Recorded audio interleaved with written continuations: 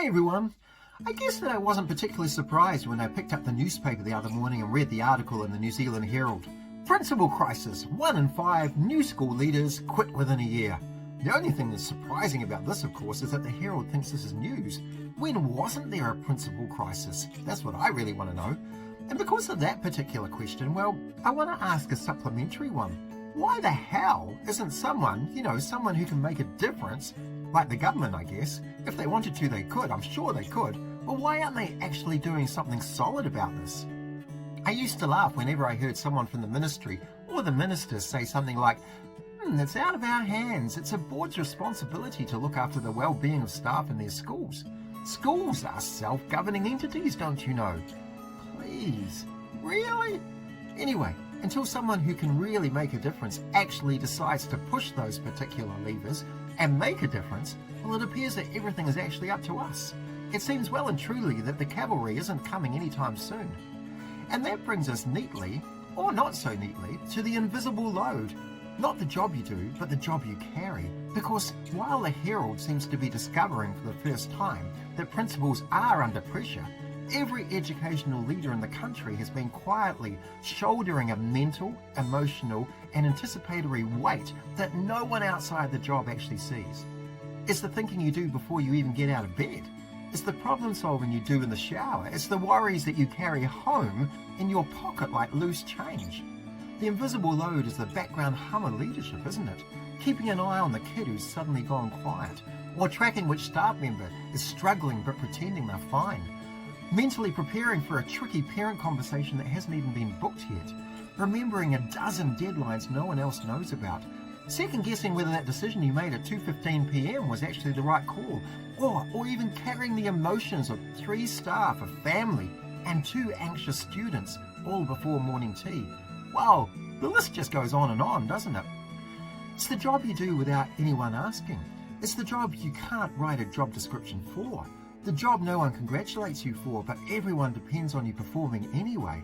I remember a time when someone said to me, "Steve, you look damn tired. Big day?" And inside I'm thinking, big day?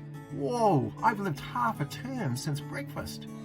Because you see, the invisible load doesn't appear on your calendar. There's no Outlook appointment labelled "Absorb 12 people's stress while smiling professionally." No, there's nothing like that. But here's the thing. Invisible doesn't mean it's unstoppable. And silent doesn't mean you must carry it all alone. So let's talk about how to outsmart it, because you absolutely can. Here are 4 simple, powerful things you can do as a leader to lighten this invisible load. First of all, you've got to name it out loud. There's real power in saying, "I'm carrying a lot today." Naming it shifts it from fog to form. You can't lighten something you refuse to acknowledge. Number 2, you can share the load with a trusted person. Not to be fixed, just witnessed. A 5-minute chat with someone who gets it often takes 30% off the emotional weight immediately. Leadership was never meant to be a solo sport anyway.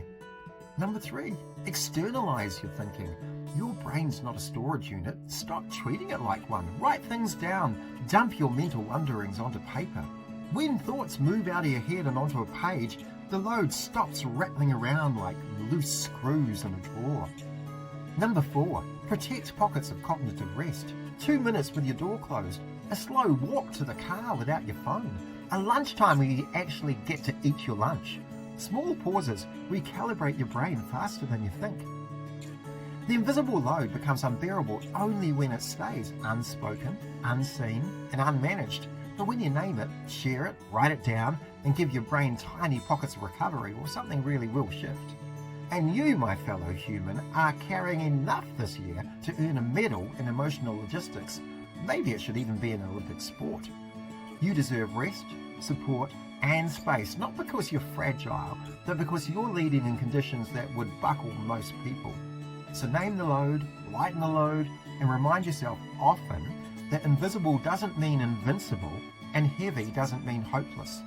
You're allowed to put some of it down, so go ahead and do it. Now, if you've enjoyed this video, then you'll undoubtedly enjoy reading my book. Am I Having Fun? Is stacked full of great leadership ideas to help free up your thinking time so that you can enjoy your job a lot more. Go and get your copy now.